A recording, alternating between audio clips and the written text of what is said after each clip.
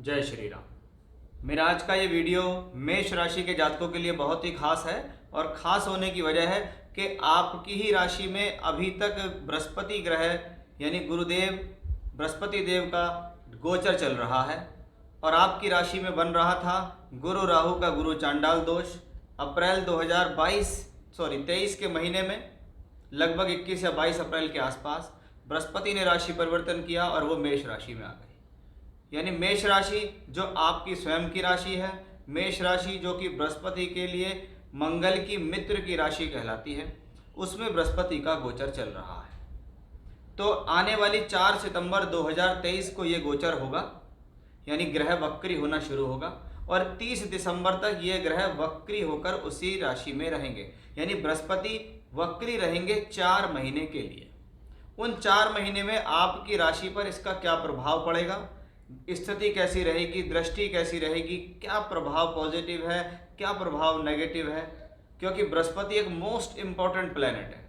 अगर बृहस्पति के बारे में बात की जाए तो बहुत सारे सेशंस खत्म हो जाएंगे, लेकिन बृहस्पति की चर्चा खत्म नहीं होगी। सामान्य तौर पर देखा जाए तो बृहस्पति 5 जगहों का कारक है। धन का संचय, पैसा, लाभ, कर्म, भाग्य, संतान, ये सब बृहस्पति के कारक है। अब आप ये समझ लीजिए, ये सारे चीज़ अगर किसी को चाहिए तो बृहस्पति कितना इंपॉर्टेंट हो गया। जिनके हॉरोस्कोप में या जिनकी कुंडली के अंदर या गोचर में जिनके लिए बृहस्पति अच्छा चल रहा है, उनको बृहस्पति के पॉजिटिव रिजल्ट मिलते हैं। अब सामान्य तौर पर देखा जाता है कि बृहस्पति, मंगल और शनि ग्रह प्रत्येक वर्ष वक्री होते ही होते हैं। बृहस्पति और शनि तो लगभग 3 से 4 महीने के लिए वक्री होते हैं। उसके पीछे रीज़न ये है कि शास्त्र कहता है जब सूर्य से बृहस्पति और शनि की जो दूरी है वो 120 डिग्री से 160 या 70 डिग्री के बीच आती है तो वो प्लेनेट वक्री होता है। यानी एक बात तो समझ में आती है कि सूर्य से दूर होने के कारण ग्रह वक्री हुआ और सूर्य से जो दूर है वो खुश है, सूर्य के जो पास है वो अस्त है, क्योंकि सूर्य बहुत ज्वलनशील प्लेनेट है। उसके अंदर बहुत अग्नि है, बहुत ऊष्मा है, बहुत ऊर्जा है। उसके पास कोई भी ग्रह जाता है तो वो तप जाता है या अस्त हो जाता है या कंबस्ट हो जाता है। हम लोग भी नेचुरली सूर्य को देखें तो 5-10 सेकंड से ज़्यादा देख ही नहीं सकते। यानी सूर्य से शनि बृहस्पति का दूर होना अपने आप में शुभ होता है, क्योंकि वहाँ जाके वो प्लेनेट शुभ महसूस करते हैं कि अब हम इसकी रेंज से दूर चले गए। अब इस दौरान वो प्लेनेट अब वक्री हो जाता है। वक्री होने का मतलब है कि प्लेनेट ब्रह्मांड में एक ऐसी स्थिति में दिखाई देता है कि उल्टा चलता प्रतीत होता है, जबकि वो उल्टा चलता नहीं है। उसकी वो स्थिति उससे पहले की स्थिति स्तंभन कहलाती है, फिर वो रुका हुआ प्रतीत होता है। ऐसा प्लेनेट और अधिक शक्तिशाली माना जाता है। शास्त्र कहता है कि वक्री ग्रह सदैव शक्तिशाली होते हैं।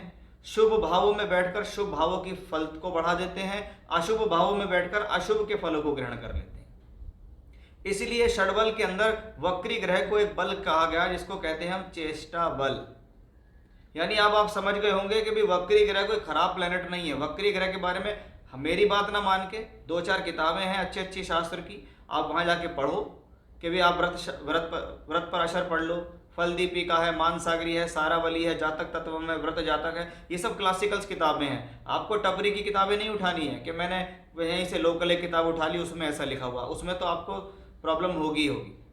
उसमें लिखा हुआ है कि वक्री ग्रह शक्त और शक्तिशाली होता है, घूमता हुआ घुमावदार ऐसा प्लेनेट वक्री ग्रह होता है। यानी सूर्य के कारण ग्रह वक्री होता है।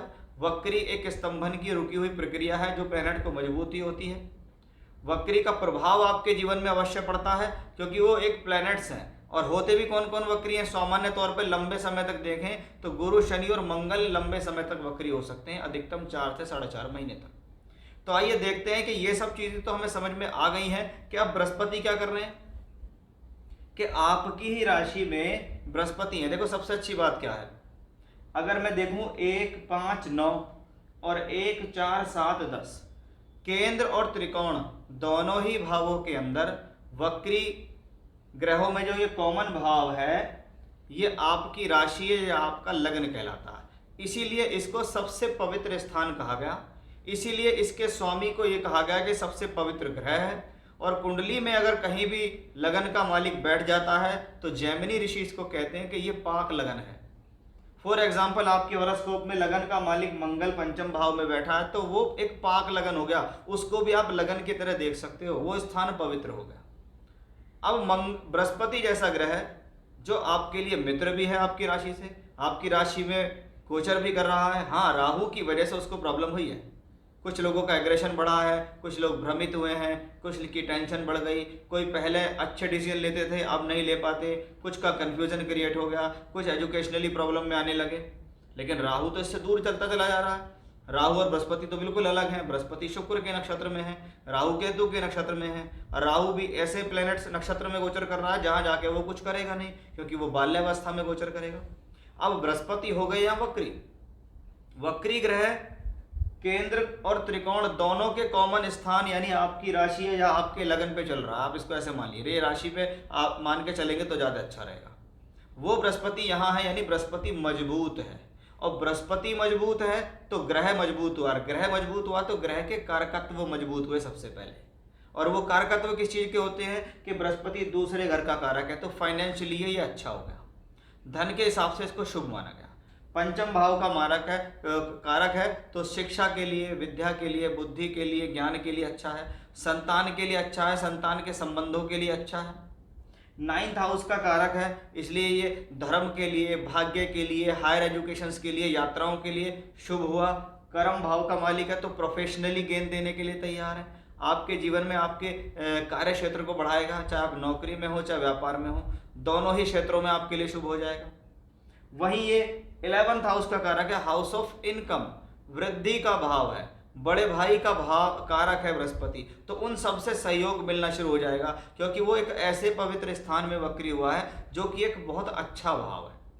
अब 9th लॉर्ड वक्री होकर आएगा कि मेरे भाग्य का स्वामी वक्री होकर राशि में मजबूत होकर चल रहा है और वापस राशि को देखता है, इसलिए सबसे ज्यादा बल किसको मिला है, वो मिला है 9th हाउस को, कि 9th लॉर्ड यहां से वापस राशि में बैठता है और वापस इसको देखता है, यानी इस दौरान भाग्य में किसी प्रकार का अचानक से एक तरीके से कह सकते हैं पॉजिटिविटी देखने को मिलेगी, क्योंकि वो भाग्य स्थान का मालिक होकर भाग्य को ही देख रहा है। और वक्री ग्रह का स्वभाव है कि वो जो भी क्रिया देगा वो सडन देगा। मैंने कहा 4 महीने के लिए वक्री, आपने कहा भी सोचा भी 2 महीने तो निकल गए, पंडित जी ने तो कहा था कि भी बहुत अच्छा हो जाएगा, लेकिन इस प्लेनेट का स्वभाव है वक्रत्व स्थिति में सडन रिजल्ट देना। ये आपको एकदम से इतना अच्छा दे देगा कि जिसकी आपको उम्मीद नहीं थी। बस ये पॉजिटिव है, ये सबसे अच्छी बात है कि हाँ भाई ये मेरे लिए एक पॉजिटिव एस्पेक्ट लेकर बैठा हुआ है, 9th का मालिक होकर 9th को देखता है। तो education plus higher education, foreign travellings, दूर स्थान की यात्रा, काम के लिए यात्रा, विदेश जाना या नौकरी या व्यापार के लिए घर से दूर जाना, उसके लिए बहुत ही शुभ हो जाता है। पंचम भाव पे बृहस्पति की दृष्टि पड़ती है, इसका मतलब क्या है, ये आपकी एजुकेशन को संभालता है, आपके रिलेशनशिप्स को संभालता है, आपकी बुद्धि को कुशल करता है, आपको एजुकेशनली हेल्प करता है। 7th हाउस पे पड़ रही इसकी दृष्टि ये बताती है कि केतु 7th हाउस में बैठे हुए होंगे उस दौरान, और केतु क्या है, केतु आपके 7th हाउस में, उस पर वक्री बृहस्पति की दृष्टि पड़ेगी। यानी बहुत बार क्या होगा, अगर केतु कुछ डिस्टर्ब करने की कोशिश आपकी मैरिड लाइफ में कर रहा है तो उसको ये सॉर्ट आउट करेगा। एक बात और होगी कि जिस दौरान गुरु वक्री होंगे उस दौरान शनि भी वक्री होकर चल रहे होंगे, यानी 2 वक्री ग्रहों का प्रभाव आपके जीवन में पड़ेगा, तो ये और अधिक शुभ स्थिति को बढ़ाता है, क्योंकि कर्म और लाभ का स्वामी होकर शनि आपके बृहस्पति को देखता है, यानी आपके बृहस्पति पर लगातार पॉजिटिविटी है। और ये मैं हमेशा अपने बहुत सारे वीडियोस में बताता भी हूँ कि भाई प्लेनेट किसकी राशि में वक्री है उसको जरूर देखो। प्लेनेट है मंगल की राशि में वक्री, अब मंगल को आप देखेंगे तो 18 अगस्त को मंगल यहाँ आ गए हैं, यहाँ से मंगल यहाँ वापस इसको देखेंगे अपने ही घर को, 45 दिन तक मंगल यहाँ रहेंगे, फिर बाद के 45 दिन मंगल यहाँ रहेंगे, यहाँ से भी इसको देखेंगे, तो ये राशि का और नवम का एक लक्ष्मी योग बनेगा लगातार। यानी राशि का मालिक भी मजबूत, बृहस्पति भी मजबूत, केंद्र स्थितियां भी मजबूत, यानी कुछ ना कुछ बृहस्पति एक बहुत अच्छी कॉम्बिनेशन से के लिए तैयार है। अब वो 12th लॉर्ड भी है, 12वें का मालिक राशि में वक्री हो रहा है, तो थोड़ा सा कोशिश करें कि अपना जो आर्थिक स्थिति है उसको अपने खर्च के कारण बिगड़ने ना दें। इस बात का आप विशेष ध्यान रखें कि आपको इस दौरान किसी भी तरीके से कोई ऐसे फैसले जल्दबाजी में नहीं लेने जो आपको आर्थिक रूप से फंसाएं, क्योंकि वक्री प्लैनेट 12th लॉर्ड भी है, इसलिए वो थोड़े से खर्च आपके बढ़ा सकता है। वो खर्च यात्राओं पर, ट्रैवलिंग्स पर, दूर स्थान की यात्राओं पर, विदेश यात्राओं पर भी खर्च होते दिखाई दे सकते हैं। तो एक बहुत अच्छी स्थिति मैं यहाँ कह सकता हूँ कि बृहस्पति का वक्री होना एक पॉजिटिव वाइब्रेशन लेकर मेष राशि के जातकों के लिए जीवन में आ रहा है, और ये 4 महीने सिर्फ बृहस्पति के गोचर की वजह से आपके लिए शुभ है, क्योंकि मेरा जो टॉपिक है वो बृहस्पति के गोचर को लेकर है। तो बृहस्पति एक मोस्ट इंपॉर्टेंट प्लेनेट है। शनि भी इसके फेवर में ही दिखाई दिए, मंगल भी फेवर में दिखाई दिए, आपके राशि के मालिक होकर। तो ये था मेरा आज का विषय कि बृहस्पति का वक्री होना 4 महीने तक क्या देगा मेष राशि के जातकों को। जय श्री राम।